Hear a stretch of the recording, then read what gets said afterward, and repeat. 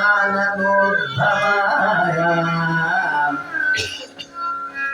आषाढे पूर्वफल्गुन्यां तुलसी काननोद्भवाय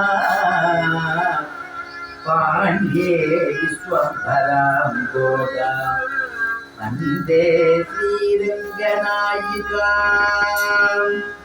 ஆடாடே பூர்வபல்குண்யாம். ஆடாட மாசம்னா ஆடி மாசம்னு அர்த்தம். பூர்வபல்குனி அப்படின்னா பூர நட்சத்திரம் திருப்பூர்னு சொல்லுவா ஸ்ரீவில்லிபுத்தூர் பக்கத்துல.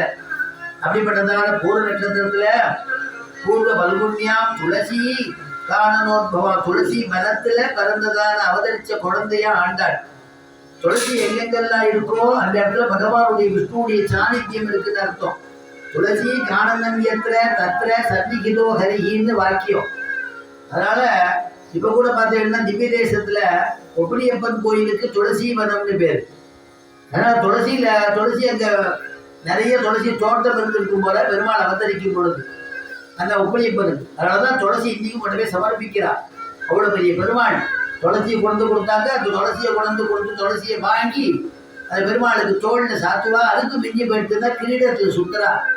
அதுக்கும் மிஞ்சி போயிடுத்துனா திருமார்புல சாத்துறா. அதுக்கும் மிஞ்சி துளசி வந்துட்டுனா பெருமாளுடைய திருவடியில சேர்த்துடுறாளோ.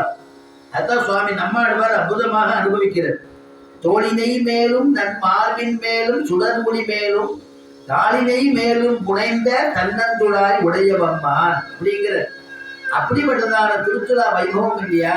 துளசி எங்கெங்க இருக்கோ அங்கெல்லாம் பெருமாள் இருக்காளோ. அதனாலதான் ஆண்டாள் சொல்லும் பொழுதே நாற்ற துழாய் முடி நாராயணன் நம்மான்கிறார். கிருஷ்ணன் நீ உள்ள வச்சிருக்கேங்கிறது நீ மறைக்க முடியாது. பலாப்பழத்தை உள்ளே வைத்து மறைக்க போமோ, கோயில் சார்ந்தை உள்ளே வைத்து மறைக்க போமோ, கிருஷ்ணனை உள்ளே வைத்து மறைக்க போமோ என்கிறாள். வியாக்கியானம்